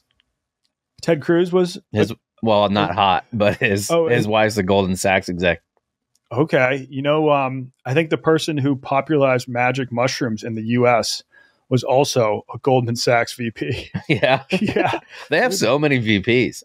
So things whenever Bashar al-Assad took over were going decent, right? Like they weren't terrible. They weren't terrible, but it did turn out he was just as strict as his dad. Yeah. And that led to the Arab Spring coming to Syria. Can you let people know just a little bit about how the Arab Spring started? So I know the first riots started in Tunisia. Yep. There was a vegetable vendor who had been treated unfairly by the government for a while. They tried to close down his vegetable stand. And he went to complain, and I think a woman police officer just slapped him in the face. Yeah. And he was like, I can't take this anymore. Lit himself on fire. And that resonated with the people there. So it started riots in Tunisia, which then spread to Egypt, which then later spread to Syria.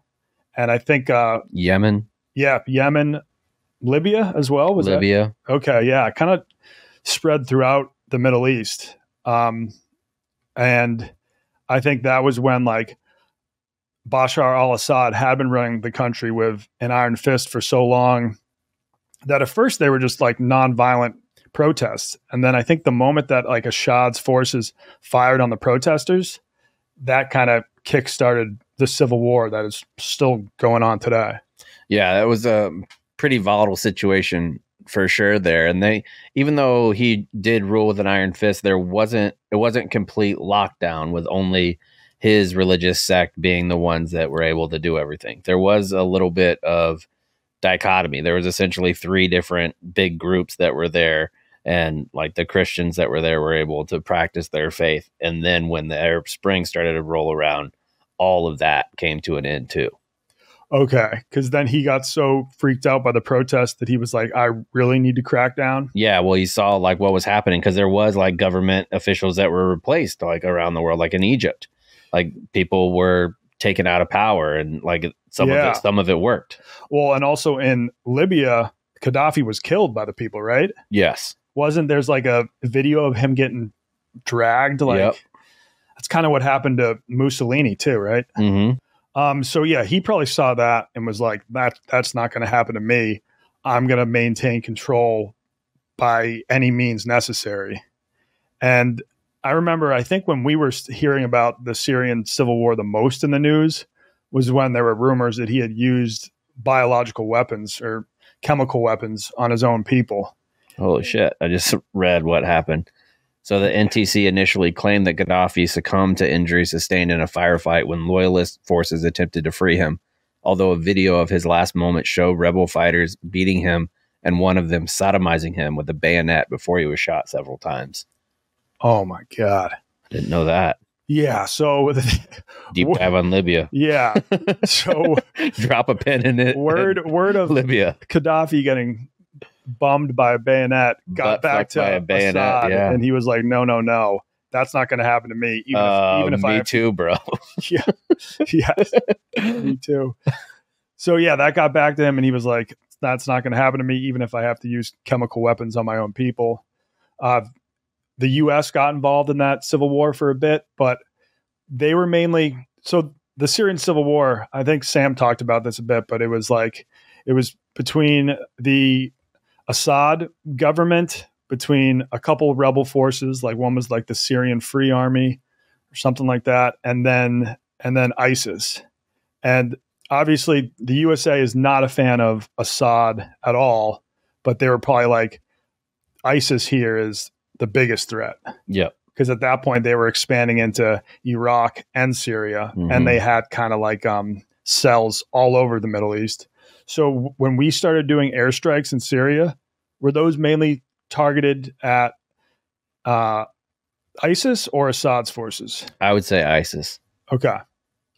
It's very complicated because we were allies with Turkey, but then like Turkey also like hates the Kurds, and then US was allied with the Kurds, and then Hezbollah was fighting ISIS, but then Hezbollah also is fighting Israel, and America is allied with Israel. And then like Russia was trying to destroy ISIS as well, but then Russia's also trying to prop up Assad's government. In USA, they kind of want to get rid of Assad too.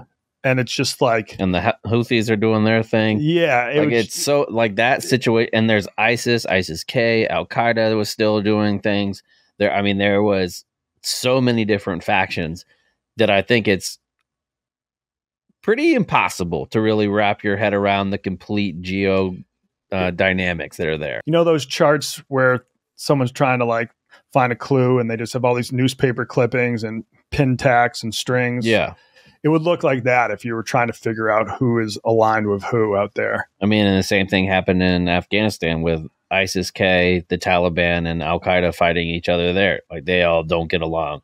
Mm-hmm. And we'll use that against them, like try to make the Taliban fight ISIS-K. Yeah. And even though you don't hear about the Syrian civil war in the news as much these days, it's still going on as far as I know, right? Yeah, still happening. And those pictures of places like Aleppo are horrifying. Like the type of shelling there, and you're seeing it again in Palestine, and some parts of like Kiev have been that way as well. But I don't think it's on. Palestine's getting pretty close, but Aleppo is horrific. I mean, when I looked it up, there was 500,000 people who were killed in Aleppo, and that was just I mean, when you put into perspective, there's 500,000 people don't live in the city of Atlanta. So it'd be like the entirety of the city of Atlanta being killed.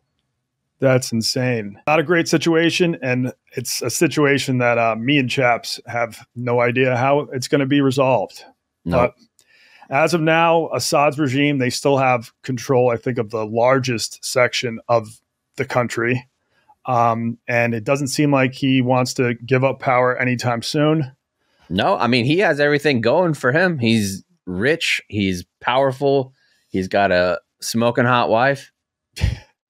Speaking of a smoking hot wife, I think this was maybe right when the Civil War was kicking off, and Vogue did an expose on her where anytime you could do it on a dictator's wife, you absolutely got to.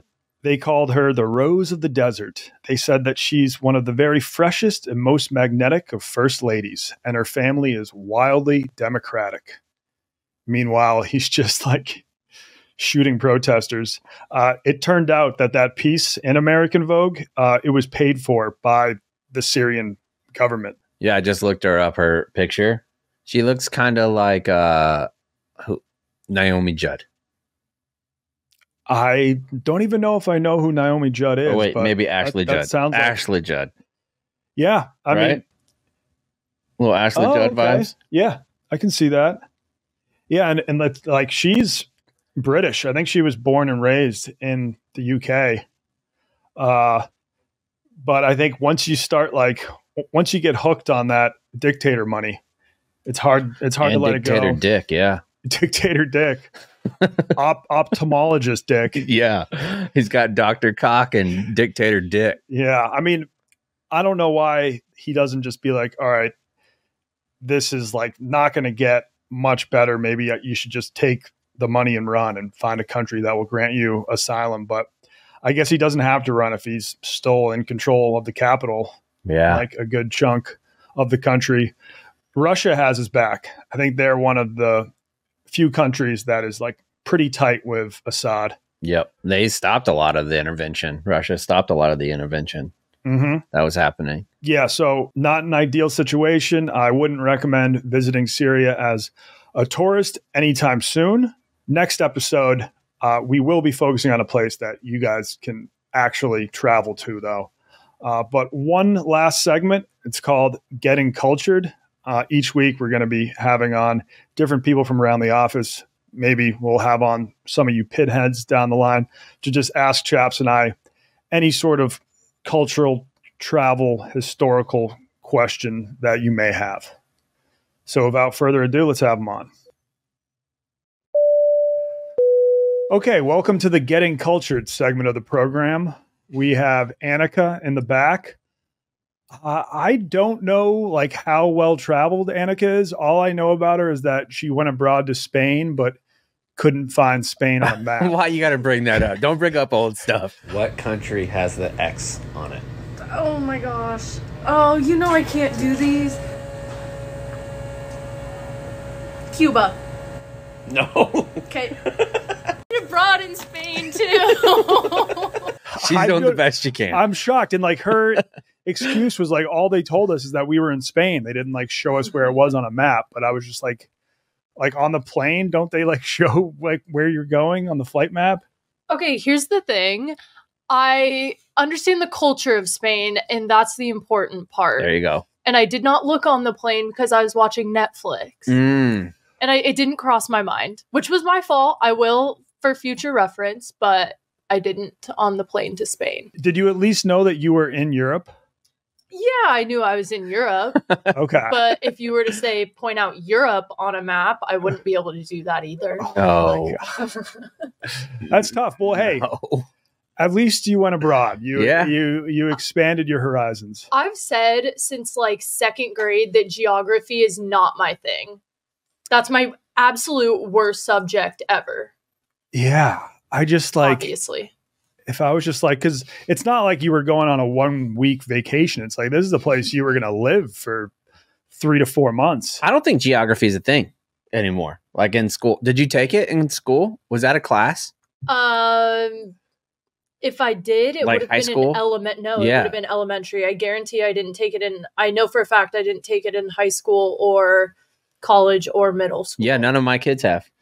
Yeah, They don't know where shit is. Yeah, but my wife teaches 3-year-olds, and she has like a song. She's like, "These are the continents." These and like she Alabama, Alaska, Arizona, well, Arkansas. no, I mean she's just going over like the 7 basic continents, and so it's like, and her 3-year-olds will be like, "Oh yeah, Europe." But to be fair, Australia." she's also your wife who travels all the time. But I think that's a thing. I think like young kids at least learn about continents. Like, but at that age, you learn that and then you completely forget about it because it's just like a school subject. And then you move on a few years, you're on to new subjects and you got new tests to study for. okay. Well, hey, I'm happy you had Well, boy, do we have a show for you, Annika. Yes. Yeah. And hey, I'm sure a future episode we're gonna talk about Spain, and we'll have you on as a guest, and we can really dive deep into what you're where to studying find the abroad. best Aperol spritz. Yeah. Perfect. I had a friend that went abroad to Barcelona, and yeah, he was just crushing wine. He said he didn't really have to go to class. Like he would like wake up, go to one class, then just head to a cafe and drink wine the rest of the day. Was that similar to your experience? Yeah. Okay. Mirrors it. Nice. All right. Well, you're not on to talk about Spain at the moment. You're on to Get Cultured. So what cultural/travel questions do you have for us? Okay, so my first question is it safe for women to travel to South Africa? And is it smarter to go with a male companion, or is it totally fine going as a female as long as you're aware? Okay. I think that's kind of a universal question. I think it depends. Like there's certain spots in South Africa that you could go to that are great. There's certain parts of Chicago that you can go to that are great. There's certain parts of Chicago that you probably should not go to by yourself. And that would be the same thing in South Africa. But by and large, the tourist areas in South Africa are good. Yeah. I mean, I guess South Africa is definitely known for its crime. My ex-girlfriend actually went abroad there. And yeah, I don't think it's a place you want to walk around alone, but even say if you went with a couple girlfriends and you always like traveled with them around the touristy spots, you'd be fine. I know like when she was there, she was walking around and had a camera around her neck, and like a random guy just ran up and tried ripping it off. Luckily it was a strong strap, so he couldn't get it off the strap and then just ran off. But I mean, it's definitely a more dangerous country than most, but I would still highly, highly recommend going there, especially Cape Town, probably the most beautiful city I've ever seen. And yeah, I mean, if you're just like, if you're smart, you're not traveling alone, you're with at least one friend and you're kind of sticking around the touristy areas, I think you'll be fine. They also have an incredible wine country. Yeah. One place I wouldn't go alone in South Africa. Isn't that the third best wine spot on earth? I believe it. Where you're talking about like fourth, Italy, France, Spain, and then South Africa. Yeah, that sounds right to me. One place I wouldn't go in South Africa is Johannesburg, which is the capital, one of the largest cities in Africa. I've heard that is like very crime ridden at the moment. And like most people who live there just have these like giant walls around their house with maybe electric fences or barbed wire fences.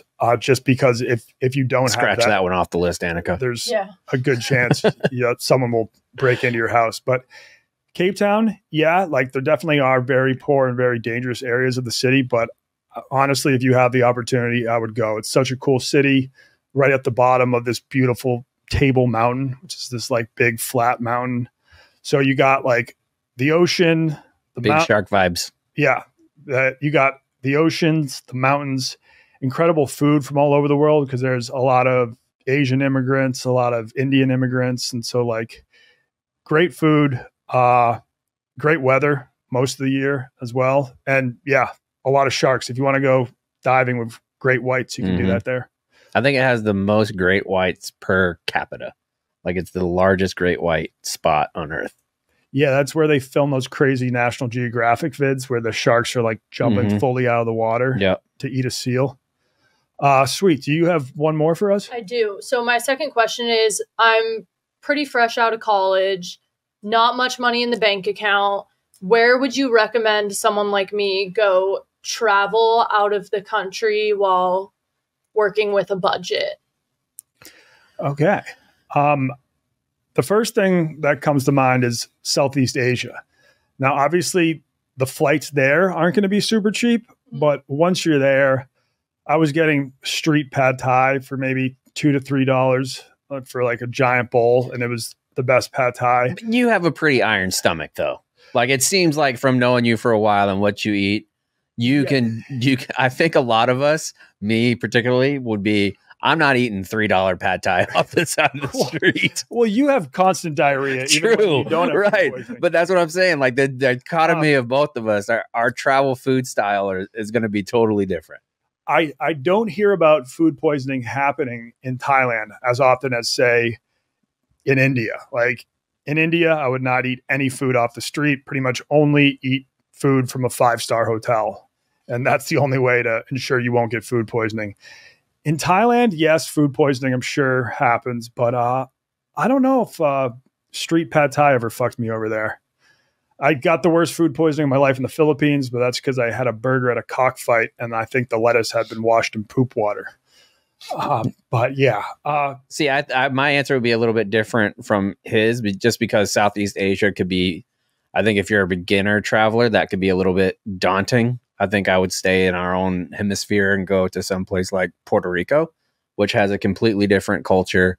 You can get there in just a few hours and you're not too far away from home, and there'll be a decent amount of English speakers there as well.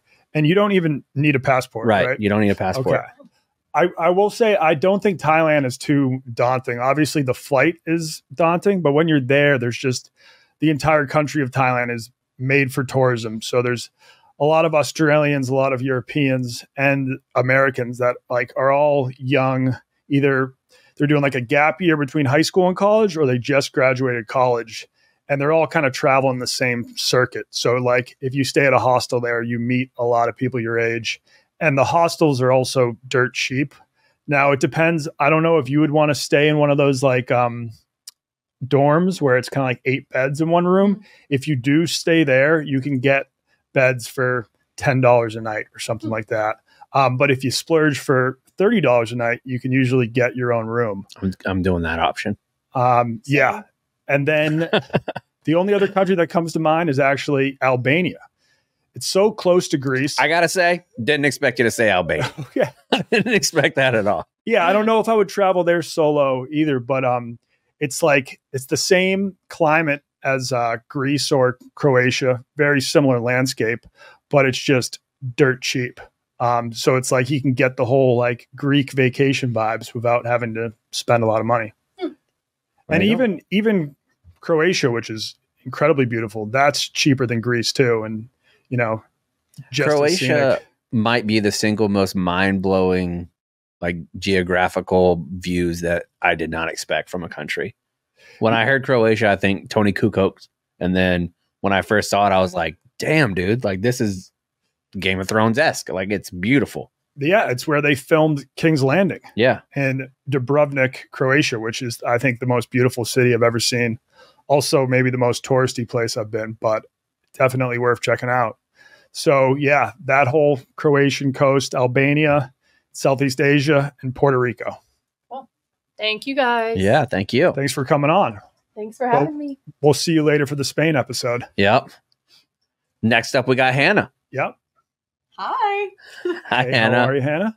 Good. I have not traveled much at all. Okay. Never been out of the country, right? Yeah, never. Okay.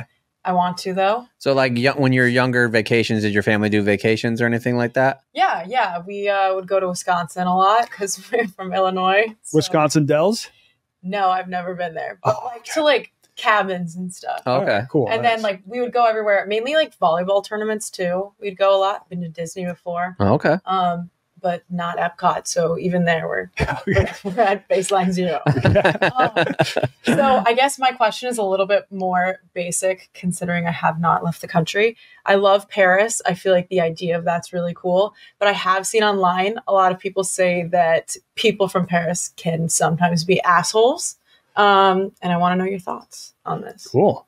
Well, yeah, I was just in Paris for the Olympics. Yeah. Have you ever been there, Chaps? Yep. All right, cool. Yeah, I actually had an overall positive experience when dealing with the locals. I don't know if that's just because it was the Olympics, so they were all prepared to have millions of tourists.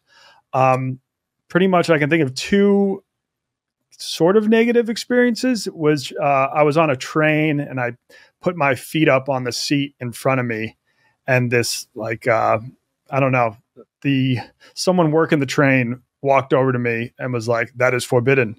And I was like, "Oh, okay, I'm sorry." I took my feet off the seat, and then she took out a credit card machine and was like, "That's actually a 60 euro fine that you have to pay right now." And I was shocked, but there wasn't really anything I could do. I didn't want to cause a scene, so I just paid the fine right there. And then you just dispute those charges when you get back to America. Yeah, I talked to people later. They're like, "You should." That's a good tip for you guys too. Everywhere you travel, put it on a credit card. No cash, no nothing. Because then if something crazy happens, you can dispute it with your credit card. Don't use debit cards. Don't do anything. Straight up credit cards, because you could dispute it. And that's how you get the most points too. Yeah. Another thing they didn't really like you doing is sometimes I just wanted to pop into a bar for a quick beer. So I'd be like, "Hey, can I buy my beer and then get the receipt and pay for it right now?" And one time I asked a guy, and he gave me like the worst look I have ever gotten. He was like, "Oh my God." Like I ruined his day by asking that. What they want you to do is just to grab a seat at a table and then send someone over, take your order. Then they'll bring over the beer. You drink the beer, and then you get their attention again, and then they bring over the check. So like in some spots, it was hard just to pop in for a quick beer. I don't know, but there was only one guy that got like actually visibly annoyed when I asked if I could just get the beer and pay. The other people, if I asked, they were fine with that. And they didn't really mind that I spoke zero French. I didn't really get a negative reaction to that. And I knew you were going to ask this, so I texted Mark Titus, who was just there on his honeymoon, and he said, he had no complaints about the Parisians. And I do think I have heard that it's pretty much only Parisians that have that bad rep. That's not like a rep for all of France. It's like Parisians are known to be the most like pompous and it's kind of like our New York. up. I mean, that's how we view New Yorkers, like they're just assholes, pompous. Yep. And I think with a French accent on top, yeah, that's bad. Yep. That was good, Anna. See, you can fit right in. Yeah. Yeah, I lied. I'm super French. Also, maybe it's because do you think it's because they're like attractive also? Like that. Yeah, fashionable. Mm-hmm. They're like hipster teens with French accents that have really cool clothes and expensive handbags. Yeah, they've got that shit on. Yeah. Know a lot about cheese. The French accent does sound cool. For me, it's like one of the hardest languages to speak. Like even just trying to read French and then trying to say how I think that sounds, like I can't do it. Yeah, I don't think your Massachusetts voice lends itself well to French. But not like my Jacksonville, Florida ass does either. No. Like yeah, it's tough. But yeah, but then I was hanging out with a French guy there, and he couldn't pronounce the TH sound. So it's like something that's very easy for us, like they can't do, but they can pronounce a bunch of other weird sounds. But yeah, Titus said they were actually super nice. I was shocked. They didn't mind speaking English to us at all, which is what I feared the most. And how about you, Chaps? For France? Yeah, I would just say there? I think when I was there, it was fine. I mean, I didn't have any issues whatsoever. I just really enjoyed the food. I will say good advice for most Americans: don't make it blatantly obvious that you're American. Like they don't like it when you're like really loud and doing the typical American stuff. If you can tamper that down, you'll have a good time in most spots. Let's tell Hannah where we think she should go. Well, as somebody that never traveled, where knowing a little bit of what we do about her personality, where do we think Hannah should travel? Honestly, for Hannah, I think Puerto Rico is a great pick. Because do you have a passport? I do. Okay, you do have a passport. I guess that opens up some more possibilities. But that's that's a solid place to like ease into going abroad, because it's technically a U.S. territory. You don't even need a passport to go there, but it feels like you're in a foreign country. Oh, if she wanted to give Paris Light a try, she could go to Quebec City. I would suggest Montreal. Yeah. Over Quebec City, because Montreal is cool. It actually feels very European and very fun. That's probably like nightlife. an hour and a half, Great 2-hour food. flight from here. Yep. Oh, shit. I used to drive up there from Boston in college because the drinking age was only 18 up in Canada. Hell yeah. Yeah. Isn't it like really fun too? Very fun. It's actually known as like a strip club hotspot. If Yeah, it is. you're into Yeah. that sort of thing. Yeah. I'm happy you guys chose that knowing my personality. Yeah. That's really sweet. No, but You it, strip club lady. yeah. I'm like, Hannah, goddamn. Okay, cool. Thanks, guys. Yeah, thank you. I'm enlightened. Appreciate it. That's awesome. cool. Yeah. Montreal. Yeah, I would highly recommend it. Have you ever been? Mm-hmm. Did you think it felt European? I did. I felt like I had been transported into like France. Like I felt that it was very like even the architecture is good. Beautiful architecture, some beautiful churches. Mm-hmm. And yeah, we'll talk more about France when we do a deep dive into Paris on a later episode. And that was Getting Cultured. All right, so that's the end of the first episode. How'd you think it go? I think it went well. This is probably the longest that me and you have ever just sat and talked to each other. It's been kind of nice. Yeah, and I think it went well, but it's only going to get better. Yeah, I'm excited about where this show is going to go and the things that we're going to talk about. And the big thing is it's not, I would say most of the time, it's not going to be as heavy as this because there's not many countries in the world that is heavy as Syria. It is the heaviest, I think, at the moment. Maybe. Yeah, them Palestine. Oh, yeah. We're going to save Israel and Palestine for probably episode 100. Yeah, I think after, we'll go through the first 192 countries, and then I think we'll go into Israel and Palestine. Okay. Well, hey, if we end up doing the Israel-Palestine episode, that's a good sign because it means the podcast that we've been here for a bit. Survived. So look forward to that. If you keep supporting us, we will eventually get to the bottom of what's going on, and which is what the world needs in Israel. Yep. The world needs us. We're going to solve it. But first, we're going to talk about every other place on the planet. And I'm looking forward to it. Me too. You have a lot more podcast experience than me. But I do enjoy doing it. And I think we just need to get our reps in. Yeah, we'll get our reps in easy. I mean, if you go back and listen to the first episode of Zero Block 30, I had no idea what I was doing, no idea how to go in and out of ad. It just takes a little bit of time, and we have plenty of time, and so does the listener. We'll see you back here for another episode of Dropping a Pin next week. And let's sign out with the language of the country that we're talking about each episode. So how do you say goodbye in Arabic? Let me see. I had it pulled up just a second ago. Let me go back. I guess you can also just say yalla bye. Masalama, right? Yeah. Masalama. Masalama. Yeah. Yep. All right. Masalama. Masalama, pinheads.